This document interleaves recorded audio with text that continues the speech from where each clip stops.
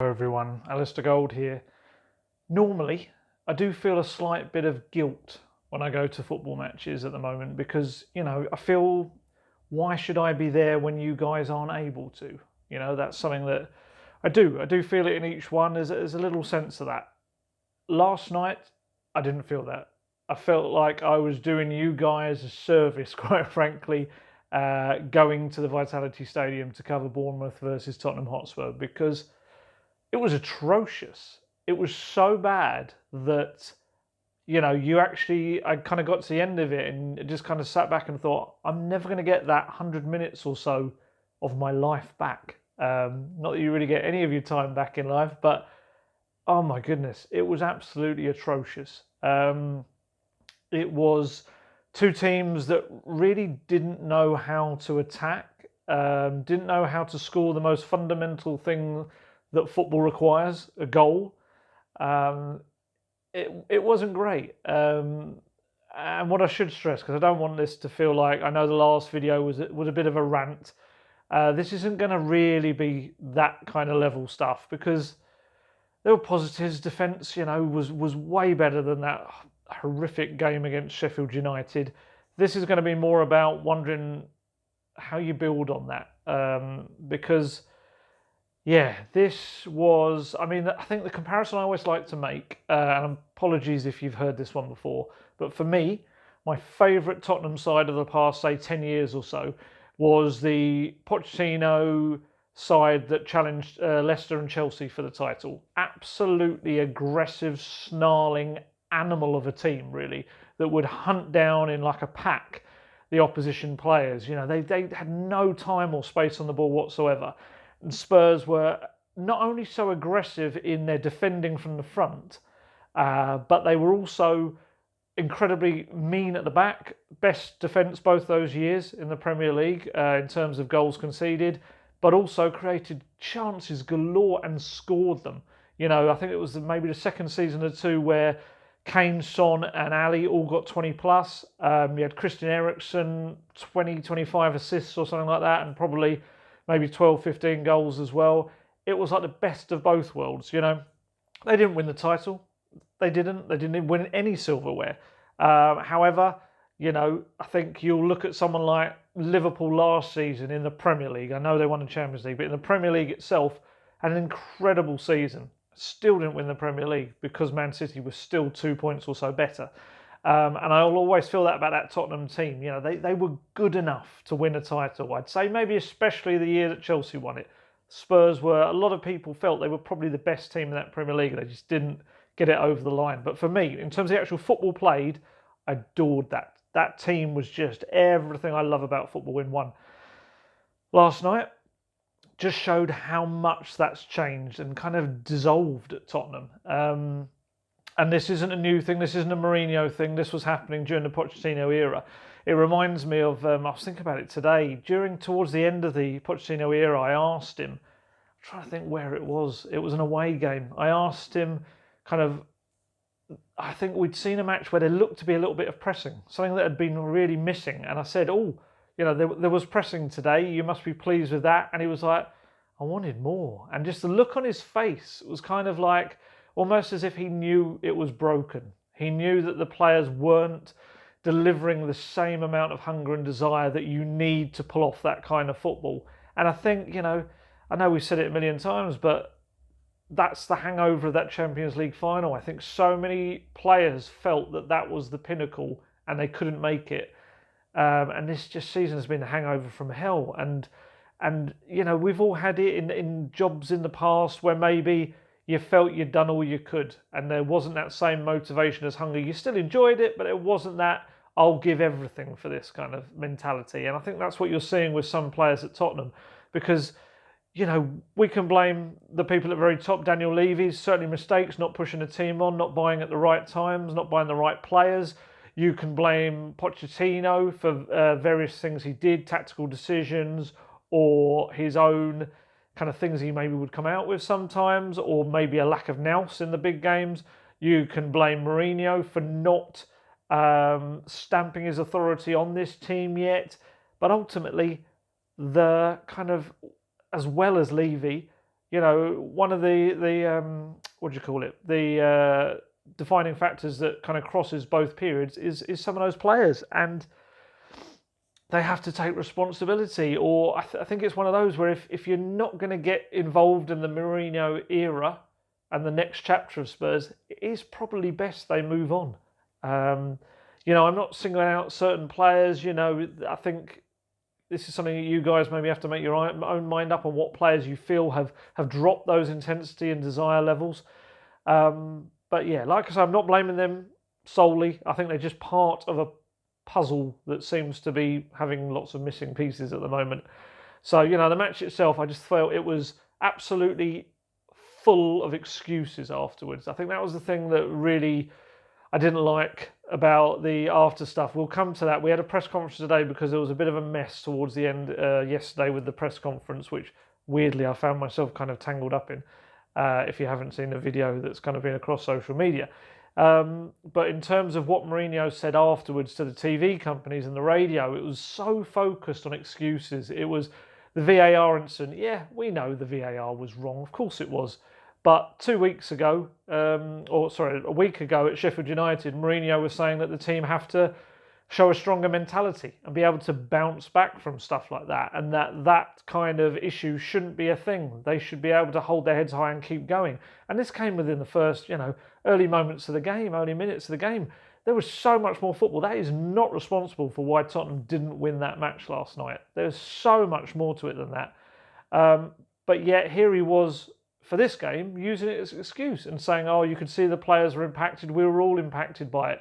It's like, well, no, you can't then say they had a stronger or needed a stronger mentality the week before and then use it as an excuse this week. And there's all the Michael Oliver stuff. Yes, he doesn't like Michael Oliver. He thinks he's rubbish. We've seen that. We've heard him say it a million times. But for me, this felt like a time when, I think hard words maybe just had to be said. I think he's still in this quite nice about the collective Mourinho. And I think, although some people disagree with it, I think the success he's had was maybe because he does come out and kind of try and drive the team on and say, look, it's not acceptable to be like that. We demand a higher standard.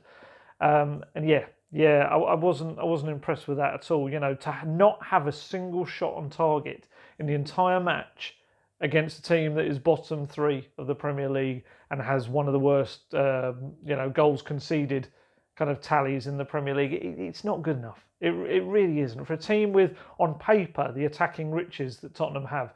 Mourinho said today in his press conference he wouldn't replace any of his attacking players. He doesn't think the problem is the players themselves. It's just kind of finding a way to get the best out of them. And if you're saying that those players, Harry Kane, Son Heung-min, Lucas Moura, Steven Bergwijn, Eric Lamela, you had Ryan Sessegnon on the bench as well. Obviously Dele Alli not available at the moment, but these players are top quality players. If you're telling me that they can't play together, they look like a couple of guys that had just kind of met up in a park, playing together for the first time, didn't really know how each other's game was. It was really disappointing. It really was. I think there was just a real lack of endeavour, initiative. Mourinho kind of said about it that he felt there was too much taking an extra touch, not, looking for that killer ball and stuff. And that's been a massive problem for Spurs this season. They've become this really ponderous team. They've gone from that aggressive team I was talking about before to this really ponderous side that just is so predictable in the way they play. I think there's an element with the Mourinho side of now of he's done good stuff with the defence. I think the praise deserves to be had there. This Tottenham team were conceding goals all over the shop. Even when he came in, it's kind of almost flipped. When he first came in, it was goals galore. Well, a lot of goals being scored at one end, but they were conceding so many at the other. And now he has essentially kind of turned off that tap. Sheffield United aside, 3 clean sheets out of the last 4. Spurs, clean sheets across this season have been such a rarity. So he is doing good stuff there. However, it's obviously coming at a slight cost, or a big cost if you want your goals, in terms of, he's playing the likes of Winks and Sissoko, who are very much sitting in there and they are doing their defensive job, but neither player, when they get into the next level of the pitch, are going to provide you with anything. And that puts such pressure on the likes of Lo Celso, or Ndombele, as we saw later on in the match. It's, I see where he's going. As I said before, I can see what the foundation is for the defence, but that doesn't mean that those set of players, he even said it today, the amount of attacking players he's been picking, he's playing with 4 or 5 attacking players. They should be able to do that job. And that was so disappointing for me. Like I say, defence, I'd like to praise. I thought Hugo Lloris didn't do much, didn't have to do much, but made such a crucial save from Harry Wilson late on. It was so important. And I thought Alderweireld has probably looked better in these last 2 games than he probably has for the rest of the season. I thought he's looked really quite a lot like his old self. Vertonghen had a couple of rusty moments, which is probably to be expected because he's played so little football. But I did think that he, on the whole, did well. I think the problem with the fullbacks, I think they both defended quite well. But the issue is in this Tottenham team right now is they're the only ones providing any width. And if their delivery, and I'm putting both of them in Davies and Aurier, if their delivery is absolutely pants, as it was again yesterday, the chance, Harry Kane is just standing there like a lamppost. He's eventually having to come so deep. I saw an average positions for where the Spurs players in that first half were playing. And that was obviously the first 45 minutes in particular was the worst 45 minutes of attempts at attacking football I think I've ever seen. So Kane's positional area where he spent most of the time on average was in his own half behind other players. He was like almost in a number 10 role. It was so bad, but a number 10 role in his own half, like a defensive midfielder, I guess. So not even a number 10, that was a load of rubbish. But yeah, honestly. But it's about that balance in midfield. And I thought it was really interesting that at half-time, he told me today, because I asked about Ndombele, he said he was forced into that change. He wouldn't have brought Ndombele on at half-time. Lo Celso got a whack on his ankle, felt, in his words, uncomfortable to keep playing. So he took him off and he put Ndombele on there. And I felt, maybe I was wrong, but I thought Ndombele upped Spurs' tempo. He upped their game. He went on a couple of dribbles. He tried some through balls. And I think the key thing for him is he wasn't messing around with the ball. He was just moving it on quickly between players. He likes his little through balls between 2 opposition players that just takes a couple of players out of the game. He wasn't perfect. Of course he wasn't. He's going to be rusty. Some of his passing was wayward. He wasted the ball a couple of times. But as I've said in the past about other players, he was trying things. He was taking risks. And I think that is something that is enormously lacking from Spurs right now. It was something that Eriksen used to do. And obviously, I think Lamela does it sometimes. And I think they're players that then get criticised when it goes wrong. But when they are confident, it's absolutely what unlocks opposition defences. So I did feel a little bit bad for Ndombele in that I think he did a lot of the things Mourinho would have wanted. He was tracking back. He played a lot on my side of the pitch because at Bournemouth, the press seats they've set out for you are really close. I was literally, if anyone's seen my Instagram, I was about 15 feet from the side of the pitch. And he was tracking back. There was one moment I saw he was covering at left back for Ben Davies. He was launching into tackles. We saw the slightly ropey one he did that got him a yellow card and a bloody nose at the same time. But he was giving everything. Yeah, he was a bit knackered towards the end of the second half. And yes, of course, questions about that fitness will come in. But I did feel he offered something. So I was quite disappointed when I kind of gave Mourinho an opportunity to give this guy a little bit of praise. And obviously it hints towards this not so great relationship behind the scenes when he just kind of went, he explained why he brought him on, and then he said, I felt he played no better not better or worse than any of the other players. And I just felt it was so, I know I said earlier about I want him to maybe come out and be truthful about the collective, but I did feel that just for a player that isn't getting much game time as it was a bit unnecessary. And who knows, if Lo Celso's injury is an issue and he can't play on Sunday, he's going to need Ndombele. And maybe not giving that little bit of confidence, it might come back to haunt him. So I was quite disappointed by that. And I would say the other player he brought on, Son, I don't want to be too harsh because people know I think Son's absolutely fantastic, but I barely knew Son played in that second half. He was such a lack of an impact he made. It was really, really disappointing. This was probably one of the least I've seen him influence a game. And I don't think he's been particularly great, since the restart. And just, not for me. Not for me yesterday. But on Ndombele, I felt it was quite harsh. So it'd be interesting to see what happens now, because I think Ndombele's biggest issue in terms of getting Mourinho's affections is, while he's trying to play this solid defensive kind of fixing the problems with Spurs' backline, he's going to only require one attacking midfield player to either play in front of or alongside Winks and Sissoko. And Lo Celso kind of fits that bill. For Ndombele, he's going to have to wait for opportunities like that, where Lo Celso maybe picks up a knock or is knackered, because I just don't get the feeling that Mourinho trusts Ndombele to play alongside just one other player. He kind of he feels maybe he needs that, how to put it, two players essentially really doing his defensive work. I remember him being so disappointed with how he played alongside Oliver Skipp in a game where he wanted Oliver Skipp to be almost mentored and talked through the game, and he felt that Ndombele just didn't do that and kind of let Skippy, as they call him, get a little bit overwhelmed as it was, and both of them ended up getting taken off at half time. So yeah, but for me, it just kind of felt you could see what Ndombele can bring to this Tottenham team that is struggling for ideas and creativity. You can see it. And I go back to, I think I've said this before, probably many times, use him as a number 10 then. While Dele Alli is out and he will miss Sunday again, use Ndombele in that more advanced role. He can dribble, he can pass, he can shoot. So let him do it. Free him completely of the defensive shackles, and maybe that's your way of getting Lo Celso and Ndombele in. But I just don't know whether he feels that way. It's a really tough one. Kind of a little word, what else today, the press conference, Amazon. I asked him about the Amazon documentary, because the trailer, if you haven't seen it, came out today for All or Nothing, which quite frankly looks like nothing this season with Tottenham. It's very Mourinho-centric, the trailer. It was very much the departure of Pochettino, and here comes Mourinho, and it looked, they gave the kind of indication that this was the meeting where he was going to be introduced, or they were being spoken to about it. And so I asked him, what is this, as a manager who's used to things very much being in-house and not wanting disputes and things like that getting out, or any little behind-the-scenes thing, I said, what is this, is there any worry from you this might have some kind of impact in a negative way? Some people have said that it might have caused some issues already. He was actually quite amusing on this one, in terms of, he said, I don't like it, I'm not a big fan, I don't want to be in Big Brother, he said.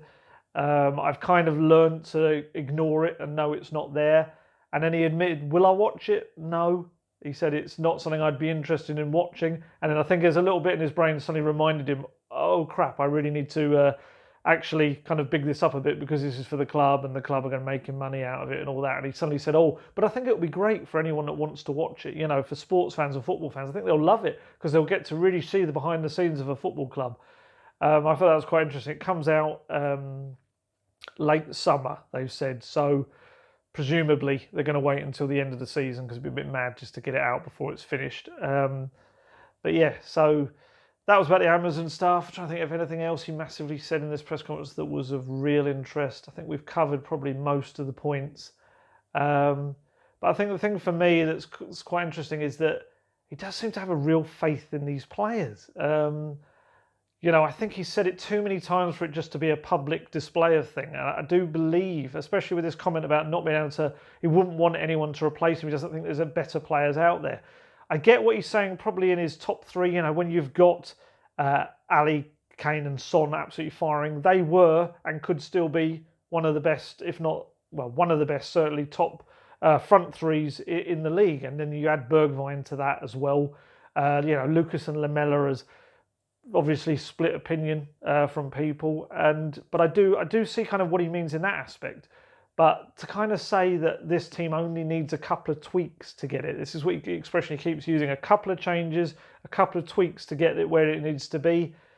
Yeah, I'm not sure I entirely agree with that. I do think it probably needs a little bit more of a deeper, like a clean out, like a spring clean really, which is why I was quite surprised the other day when he said he wasn't going to look to bring any experienced players in. He was going to look more at kind of players of a certain age and profile that Spurs go for, and then look for leaders within that. It kind of feels almost like trying again with what Pochettino did at the beginning. Maybe Mourinho would argue, with his experience, with his silverware and all that, maybe he can then take that the next step. But I don't know. As I go back to what I said at the start, I still feel I see a team that is just lacking in some real key ingredients of belief and hunger. And I think he's had a various amount of time, that kind of weird bonus pre-season he got. And I think he's had enough time to kind of get a little bit more out of these players in that respect. And if he's not seeing it yet, I can't see why some of those don't maybe move on. And, it raises funds. It's harsh to say, but all clubs have cycles, and that's the way it works. You go through changes, players get older, players don't sign new contracts, things like that. And then that's what you do. You rebuild your team. And as I say, I know money's tight, but if you are selling certain players, you're going to get money for them. So let's look ahead to Sunday. A brief mention of Everton. Everton was it was good. It was kind of what was needed. It was another. Everton were pretty poor. Spurs defended well. Again, didn't create masses of opportunities, but they got the job done. Weirdly, are still in the race for, let's say, 6th place, just because the results around them have been so bizarre. And it all comes down to this Sunday. On paper, this really should probably be the most insignificant North London derby we've had in years. All previous years there's been something quite big riding on it, or Tottenham have really been going for still the Champions League or something like that. On paper, this really should be completely inconsequential, but actually, I think there still is an edge to it. I think there's something to it. I think Mourinho has stoked it up by saying, about the Arsenal social media post that we'll be waiting for them, which I don't think was the greatest thing, especially when your own team is playing pretty poorly. But I think it's going to be interesting to see how Tottenham come out, because if you're going to be lacking, as I've just said, if you're lacking in energy and desire and belief in North London, even without the fans, they know how big this match is and how embarrassing it's going to be and how the fans will have to go into work the next day. They know all of this. So they can't raise themselves for this game and take another level into their kind of performance. Then you're going to have to see changes. I think it's quite a watershed game. I think this will be a bit of proof that maybe Mourinho can get something out of certain players that perhaps have gone stale. If he can do that, I think this will tell you that maybe I was wrong. Maybe there's only a few little bits and pieces that need to be added to this puzzle. If they utterly muck it up, then I do think it hints at a kind of a deeper rot that's set in that needs treatment. Who else? So in terms of players available, we know Dele Alli's out. Lo Celso obviously has got that knock, but he didn't really indicate whether that was going to be a doubt or not, his ankle problem. Troy Parrott's back in training. I'm not sure if this would probably come too early, and I'm sure Mourinho will infuriate us all by probably not giving him minutes anyway, which is particularly galling when you see what Mason Greenwood's doing. He's been superb. Obviously, players have different levels of recovery and development as well, and obviously Parrott's been out for a little while with had his appendix issues, didn't he? Had to have surgery.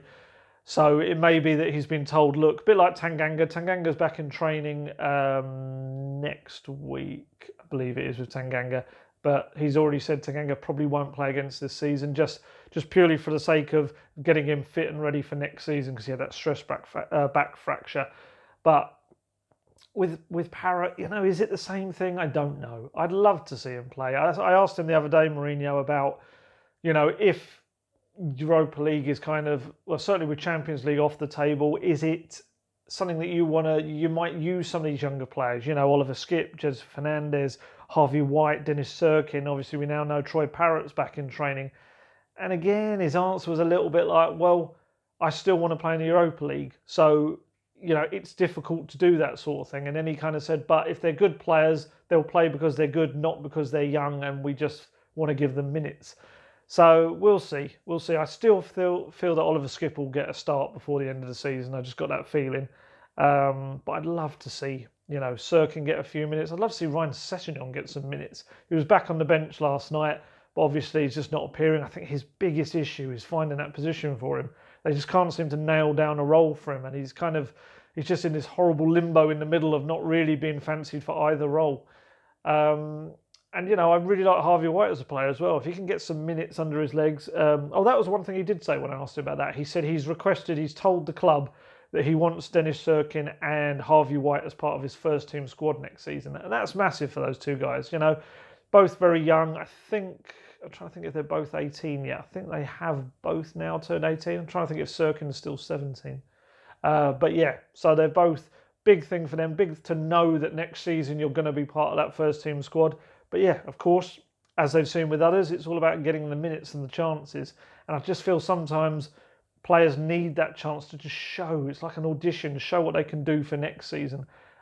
Because there's some talented youngsters. I know fans are constantly caught in this thing of one moment they'll say they want to see a young player play, and the next minute even when I put out that news about Serkin and White, I saw some of the replies were like, "Oh crikey, it shows that we can't sign anyone."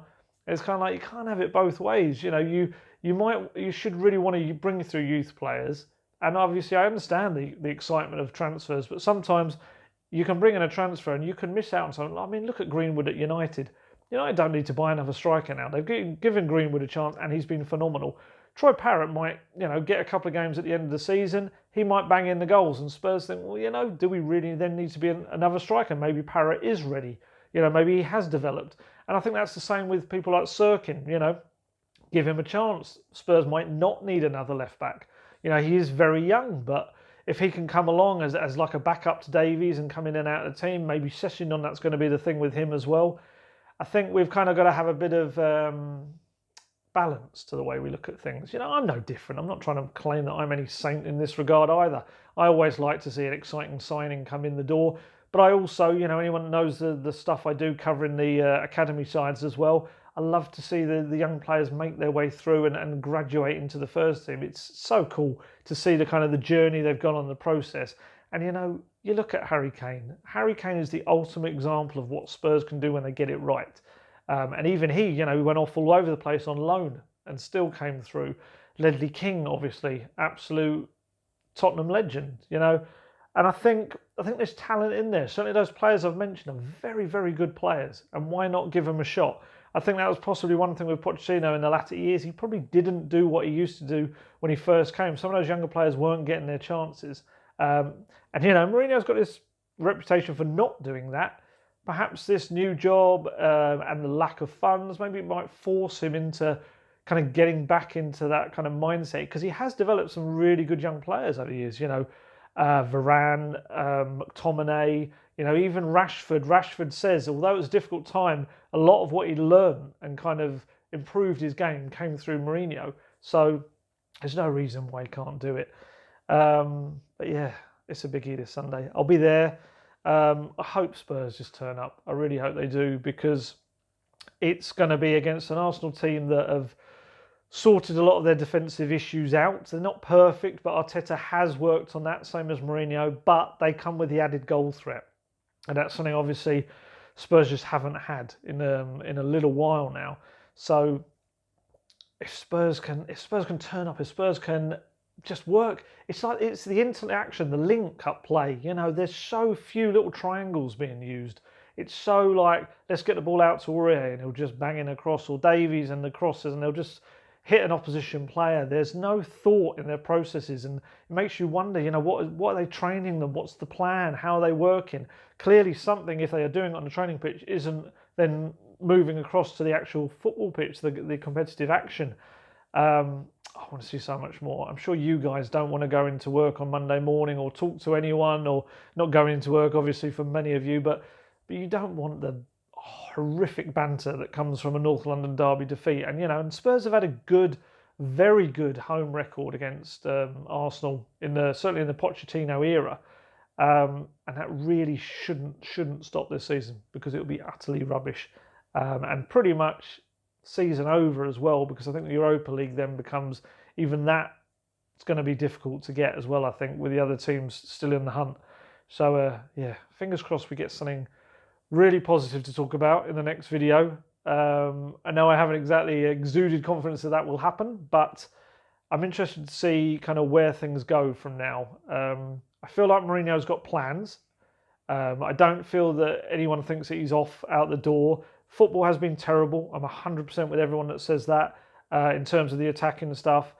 But I do feel that there's lots of the plans in his head what to do for next season. He's very confident about next season and optimistic about how it's going to be. And I don't think that is bravado. I think there's little tweaks and changes and things that he's perhaps been promised that he's going to get in terms of new players. And I think we'll see that hopefully come to fruition. So even if this season does peter out, as I said, please play some youngsters if it looks that way. But I do think the change is going to make, perhaps with these younger players, perhaps with new people coming in, hopefully there'll be some optimism and we won't have videos where I'm whinging and moaning all the time. So I'm going to leave it there. I shall catch you later. Stay safe and healthy, everyone, and I shall talk to you after the North London derby. Catch you then. Bye.